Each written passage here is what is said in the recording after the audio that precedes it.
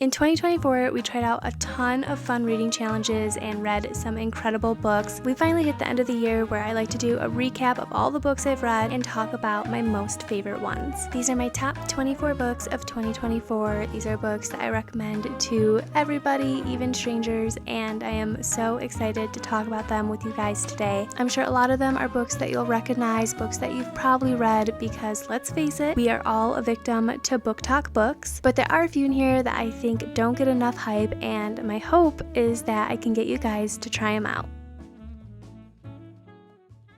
Hi friends, welcome back. I'm sick.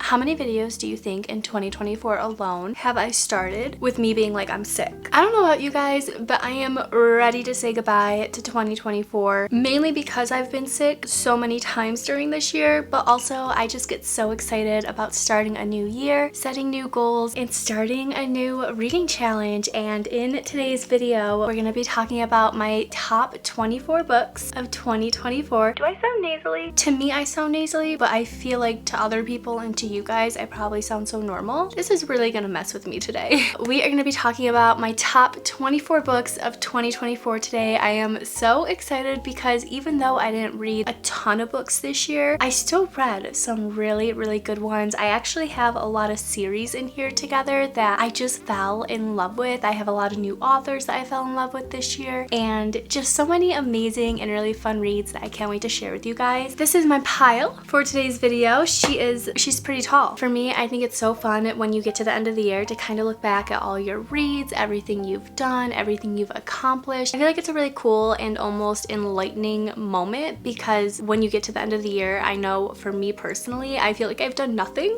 Something new I actually started doing this year was using Fable to actually track all my reads, because I used to use only Goodreads, and if you know, Goodreads is just so outdated and they never really update it. They never add anything new, whereas with Fable, they're always updating it. There's super fun reading stats you can keep track of. You can do free book clubs. But something that I didn't know Fable actually did is they do reading wrap-ups at the end of the year. So imagine Spotify wrap-ups, but with books. Like, that's so cool. Your Fable wrap-up will take you back through the year and all the books you read, and I just thought it was so fun to kind of see what books I really liked, what books I didn't like, and there's also just so many other cool stats that Fable shows you. It shows you your favorite genres, your most read authors, it shows you your average rating, which this year for me, my average star rating was a 3.9 stars, and I thought that was so interesting because in the past I've always rated books like 4, 5 stars. I'm a very high rater, you guys already know, but this year I feel like I was a little bit more strict with my ratings, and it was only 3.9 stars as my average. It's also like the perfect social media for book lovers, because again, you can host book clubs on there with your friends, or you can join other book clubs. You can also post reading updates and status updates. You can see what your friends are reading and what their stats are looking like. There's just so much you can do with Fable that I am obsessed with, and I'm so excited to start 2025 with them. You can use the link in my description to sign up for Fable today, and then I'll also have my book club link down there so you guys can check that out too. With all that being said though, we're gonna hop right into my top 24 books of 2024. As we get closer to the bottom, we're definitely gonna start hitting like my top reads of the year and my favorite books that I've read. For the most part, all of these books were lovely experiences. I enjoyed all of them. I recommend all of them. We're gonna hop right into it, and starting off strong, we are starting with Funny Story by Emily Henry. If you've been around for a few years, you know that Emily Henry is not one of my favorite authors. She's actually an author that I have just found to be a little bit overhyped for me. I feel like I am in the smallest majority of people who don't really like her books, but Funny Story was actually one of my top books this year. I really enjoyed it, mainly because it was a funny story and there's a lot of humor in here. I just found her MMC and FMC to be really funny. I liked the little banter we got between them occasionally, and I thought the whole story was just off the rails insane. The premise of this story is our FMC gets dumped by her fiance and she ends up looking for a roommate. Our MMC enters the chat, and while they are rooming together, they find out that our MMC's ex-girlfriend ex-girlfriend is seeing our FMC's ex-fiance, and it's just a whole whirlwind, and I think that's why I liked it. I feel like I have a really weird reading taste. The crazier and weirder the romance, I tend to really enjoy it. I thought the chemistry between our FMC and MMC was really sweet. We do kind of get a sense of friends to lovers in here, which is another trope that I'm not always big on, but I did enjoy it in this. While this is not always one of my favorite authors, I do have to hand it to her because this book got me and I did really enjoy it. I also really love the spine of it. I love that there's like a bunch of little lemons on it. I just think it's so cute.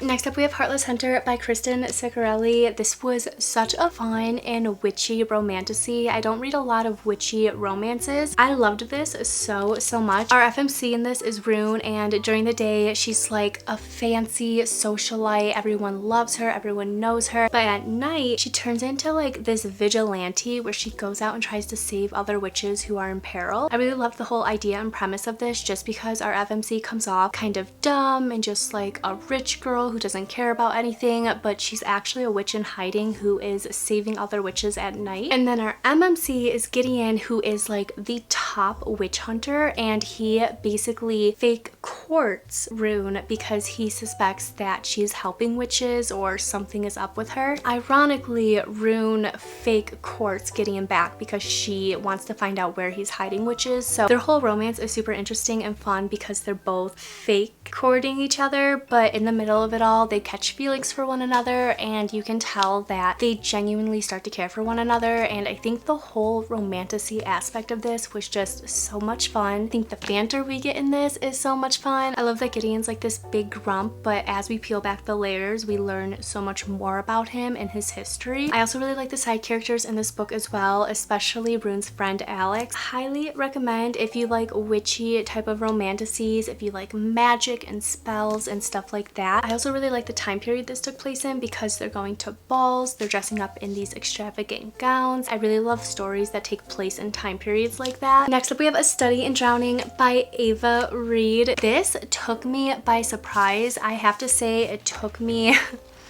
about halfway through this to actually get into it, and then when the story starts to really take off, I fell in love with it. I fell in love with the story, the characters. Our FMC in this is Effie, and she basically is in architect school, I believe, but she wants to be a writer. But the time period that we're in, women being writers isn't really accepted, so she settles for going to architecture school, and she ends up getting the opportunity of a lifetime. She gets to go and redesign one of her favorite authors' estates, and it turns into the craziest adventure that she just could never see coming. Effie ends up accepting the opportunity, going out to redesign the estate, but truly she actually wants to do some snooping around because it's one of her favorite authors. But when she arrives to his estate, she finds that there's another student there who is our MMC Preston. Preston is a literature student who is actually there to prove that Effie's favorite author is in fact a fraud. So we have these two rival students who come together, they join forces, and they start investigating this famous author's estate. They're trying to find out secrets, they're trying to find out whatever he was hiding. While Preston is trying to prove that he's a fraud, Effie is trying to prove that he wasn't a fraud, and a whole lot of things come out that neither of them could have ever imagined, and it's quite the roller coaster. It's a lot of fun. I love the rivals to lovers. While the romance isn't really the main part of the story, it's still so beautiful. I feel like they both were just so gentle and patient with one another, and I really enjoyed that part of this book. The main premise of this book is them trying to uncover the secrets of this dead author, and it is quite crazy. This definitely gives off all the dark academia vibes, so if you're into that, highly recommend. And there's even like a sense of magic in here, which I wasn't expecting, and I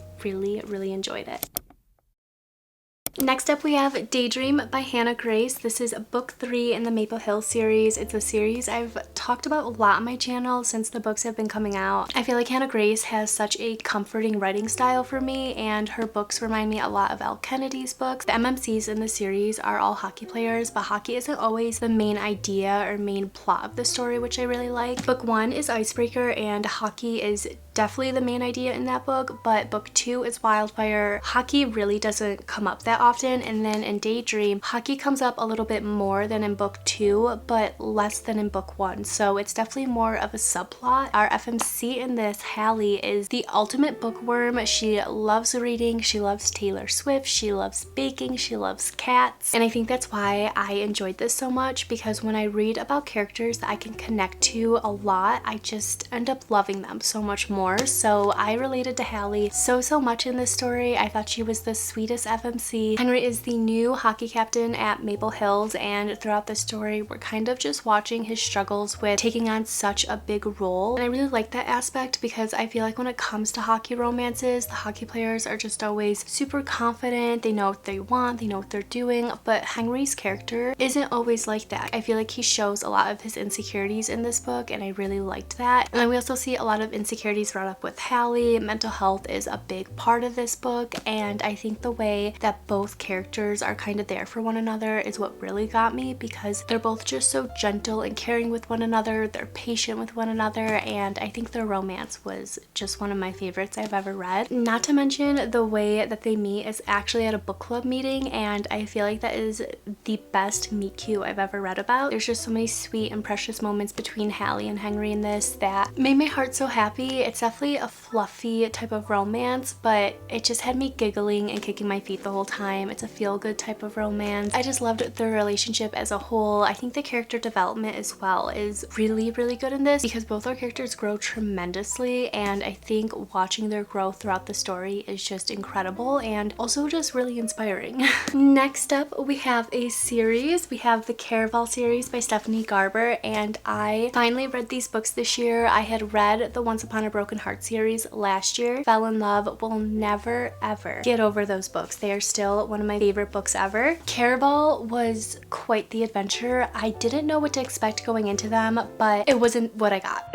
Book 1 was a lot of fun. The main premise of it is just about two sisters who love each other and would go to the ends of the earth for one another. In book 1, our FMC is Scarlet, and she basically enters into this deadly game of Caraval to save her sister Donatella, because at some point she goes missing and Scarlet's like, I'm gonna find my sister and then we'll go home. So she ends up playing this game of Caraval, but it's very scary because rarely do people make it out alive. So then she ends up teaming up with another person who is our MMC, Julian, and Julian has been through this many times, so he kind of knows what to do. Together, Scarlet and Julian play the game of Caraval and they try to save Donatella, and then in book 2 we get everything from Donatella's point of view, and we get a little bit more insight into Dante, Legend. We meet Jax, which is so weird because I'm so used to reading about Jax in Once Upon a Broken Heart, so reading about him in this book and then reading about him in book 3 ripped my heart out, guys. It ripped my heart out. Book 3 was probably my favorite out of the series just because so much crazy stuff happens, and I really fall in love with Dante in this book. I feel like if I read this series before Once Upon a Broken Heart, I probably wouldn't have cared too much about Jax, but just because I did read those books first, I feel like I was just waiting for any second I could read about him, and my heart broke so much for him in this series. But overall, I thought it was a really fun and magical, high stakes type of romantasy. It was a lot of action and adventure, there was a lot of betrayal, there was banter, and I really liked them overall. Definitely not as much as Once Upon a Broken Heart, but I think these are really fun. Next up, we have Wild Eyes by Elsie Silver. This is book 2 in her Rose Hill series. Almost forgot about it. I love Elsie Silver. I pretty much love anything Elsie Silver writes. She is such a comfort author for me. In this one specifically, our MMC is a grumpy single dad, and our FMC is like a worldwide famous singer, I think. Getting two people from totally opposite sides of the track. This book was kind of like a breath of fresh air because book 1, which is Wild Love, just didn't hit for me for some reason. I didn't really care too much about it. So going into this and immediately just falling in love with our MMC, our FMC, I just ended up having a lot more fun with this. Overall though, I love everything Elsie Silver writes, so I'm not even surprised that we're featuring this book in today's video. If you love small town romances, if you love cowboy romances, if you love the found family trope, Elsie Silver is your girl. Next up, I have Kiss the Sky and Hot House Flower by Krista and Becca Ritchie. This is part of the Addicted and Calloway sister series. These two specifically are a part of the Calloway sister series. Kiss the Sky is all about Rose and Connor, and then Hot House Flower is all about Daisy and Reich. These books rocked my world in the beginning of the year. I'm not even kidding. I always wondered what the hype was about when it came to this series, and then I read these. Very unwell, mainly because the romances in both these books really got me. I enjoyed them. I thought they were really fun. And then at the end of both books, there was always like the craziest, wildest plot twist. And I mentioned this a few books back. When romances are super weird, crazy, unhinged, I tend to love them so much more. And that's exactly what both these books brought to the table for me. Kiss the Sky is all about Rose and Connor, and they kind of start off as like rivals because they both are very, very smart. They go to different schools. They're always debating one another. Both Rose and Connor, though, are working towards their own careers, their own ambitions. We kind of see both sides of that throughout the story, both their struggles. No one warned me about what happens in this book. And then in Hot House Flower, I have been waiting for so long to read about Daisy and Reich because everyone says that this is one of their favorite couples. Daisy Calloway is the youngest Calloway. She's a model. She's living that model life. She's a party person, and so much crazy stuff happens in this story around that. And then on the other side, we have our MMC Reich, who is a lot older than Daisy. He loves adventuring, climbing mountains, all that crazy stuff. Very different people, but at the same time, we find that they have a lot in common. They're both very free-spirited. They're very spontaneous type of people, and that's why I think they work so well. The major problem in this book is that they have an age gap, so there's a lot of people who are kind of fighting against them. I know this book is kind of 50-50. Some people hate it, some people love it, but I just found that I really enjoyed it. I think reading about how much Reich cared for Daisy and how much Daisy cared for Reich was just so special. They were exactly what each other needed. I just found this to be one of the more fun and different type of romances of the year. Next up, we have The Cruel Prince by Holly Black. I really thought that this was just going to be another hyped up book talk book. I didn't think I was really going to like it that much, and then I ended up loving it. It was so much fun. Definitely not as much romance as I would have liked, but people are not kidding when they say the whole buildup of this world, the politics of it, and the relationships that are starting to form in this book, so beautiful. I think the world alone that Holly Black kind of creates for us and visualizes for us is absolutely stunning. I would love to see this book and this entire series made into a movie. Like, imagine this on the big screen. It would be incredible.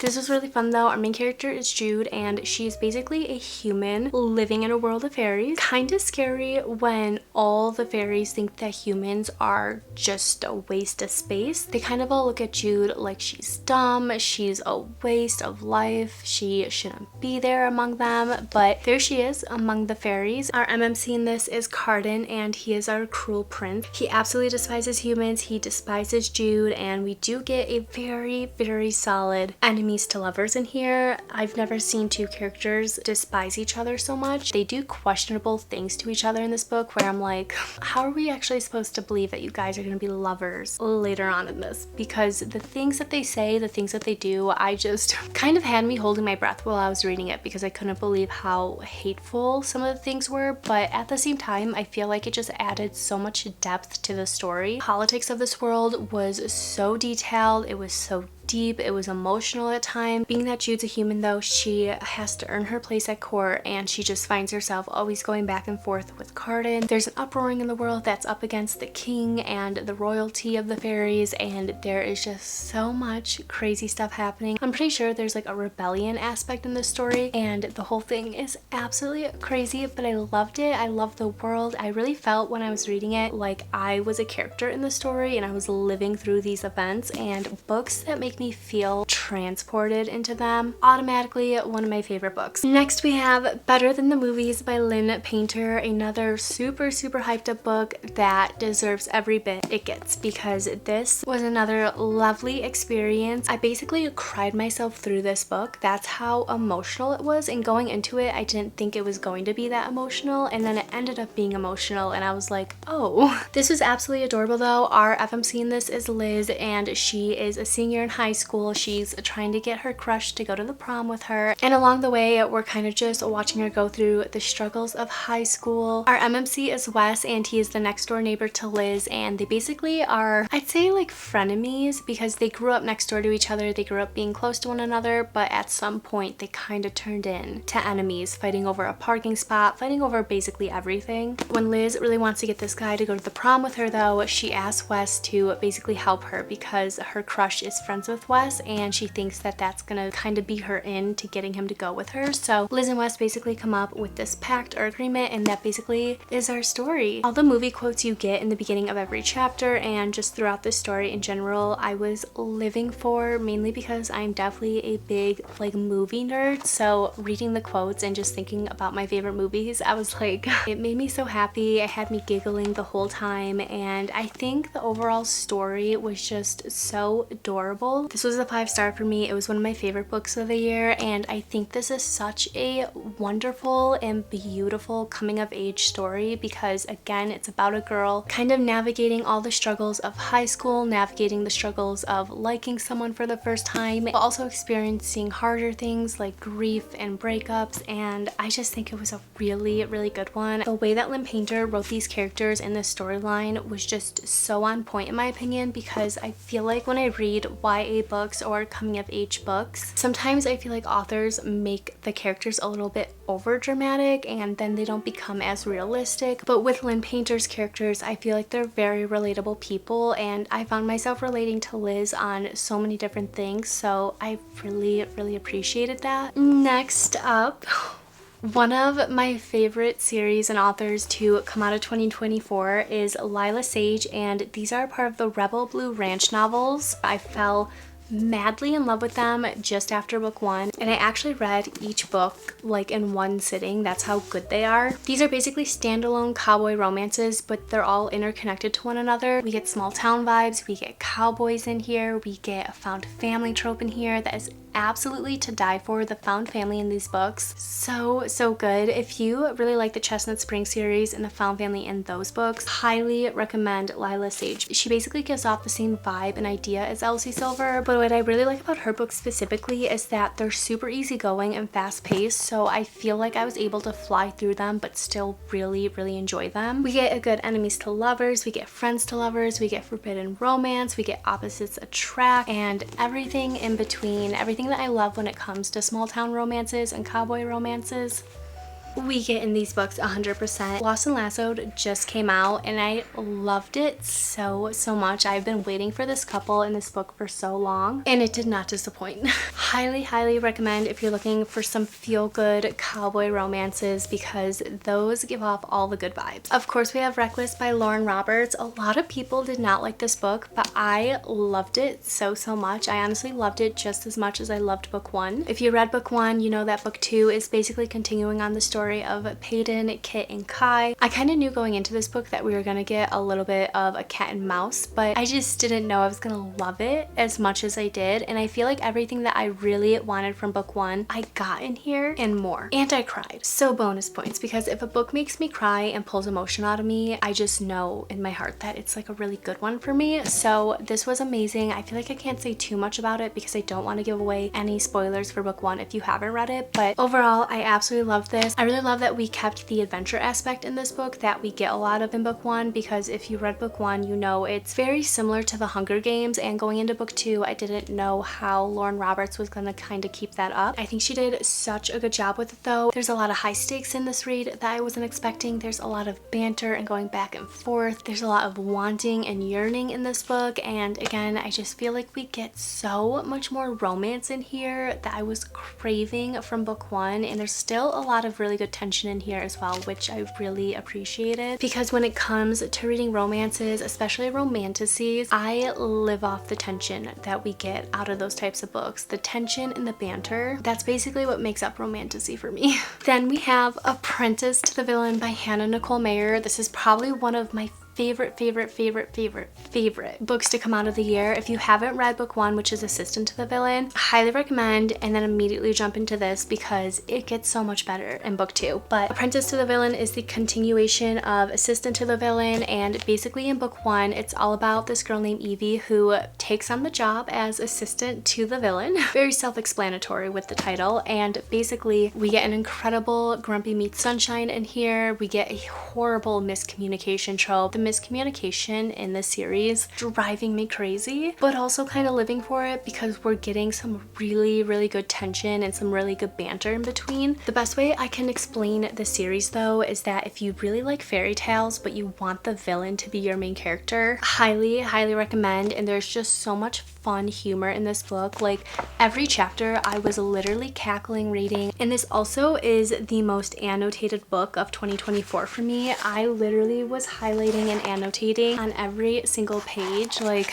no joke guys, any page you'll find something there. You'll find something. There's so much adventure and action, and there's a lot of high stakes in here. The yearning is also so strong. I love when we get a really good yearning trope, and I feel like we do, especially in book 2. We get a sense of found family in this book as well with the workplace, which I think is so funny because the villain has basically worked his butt off to make this really scary, dreadful workplace where no one's happy, and then Evie comes in who is just a little ball of sunshine, and she's bringing humor and fun to the workplace. The whole dynamic shifts when Evie enters the chat, and I absolutely love it. I think the found family is so sweet. The side characters we get are absolutely amazing, and I really hope we get more of them in book 3. And there's dragons. I love dragons.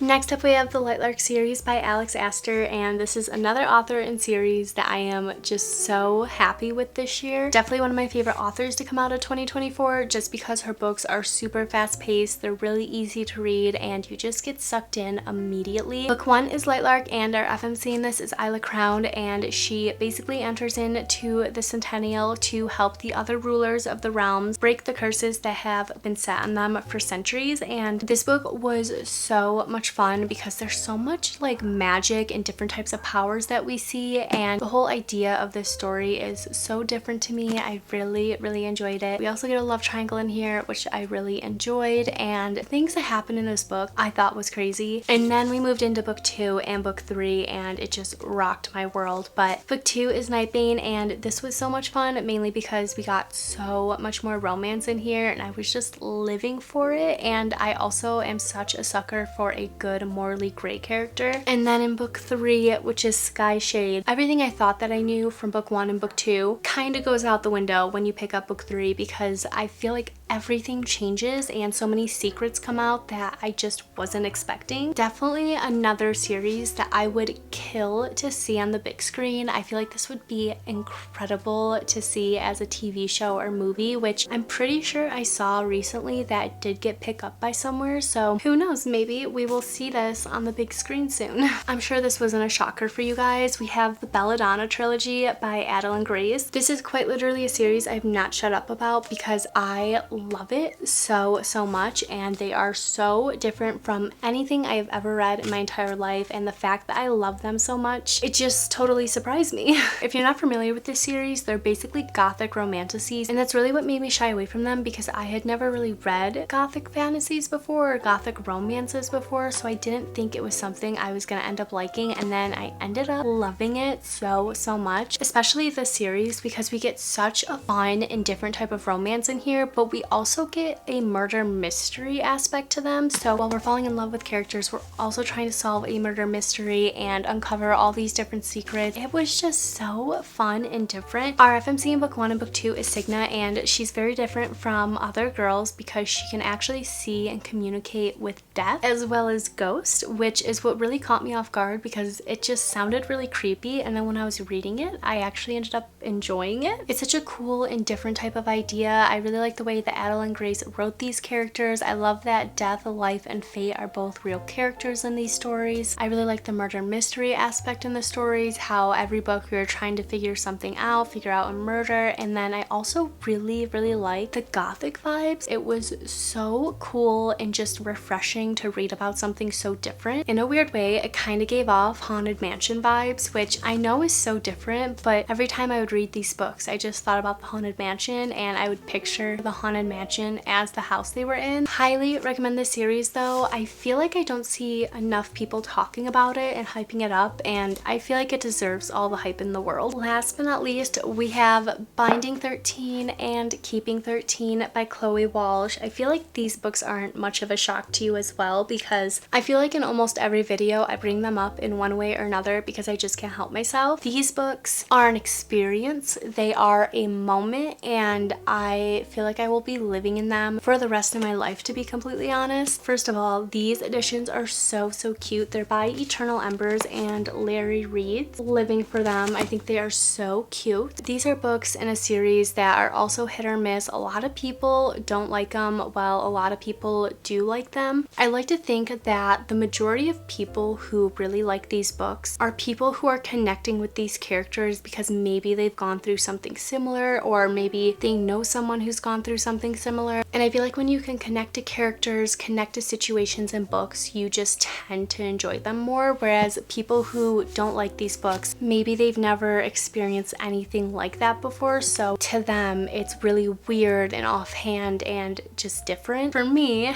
I absolutely love them. They were both 5 stars. These are my favorite books of 2024. I think these are probably the most emotional reads I've ever read in my life, probably because I connected to them and related to them on so many different levels. I think they were beautifully written. I think they're beautifully well done. The way that Chloe Walsh writes about these issues, mental health problems, and everything in between was so realistic, so on point. And then don't even get me started on Johnny Kavanagh and the romance we get in here. He is the hero, MMC, throughout this series, and the way that he's there for Shannon, the way that he protects her is absolutely beautiful. I think everyone dreams of having that type of person in their life, and the way that Chloe Walsh wrote him was just perfect in my opinion. They are definitely the 2 best books to come out of the year for me. I'm so happy I finally gave them a chance. The found family we get in those books is also just so much fun, and I really can't wait to read the rest of the books next year. But with all that being said, those are my top 24 books of 2024. I can't believe we are already at the end of this year. Crazy to be saying that, to be completely honest, but I'm also really excited for 2025. New year, new goals, new books, and I'm just so excited for it. Definitely don't forget to check out Fable using the link in my description, and then I'll have my book club link there as well. It's totally free to join, so you should definitely check it out. And with all that being said, I love you guys so much, and I'll see you in the next one.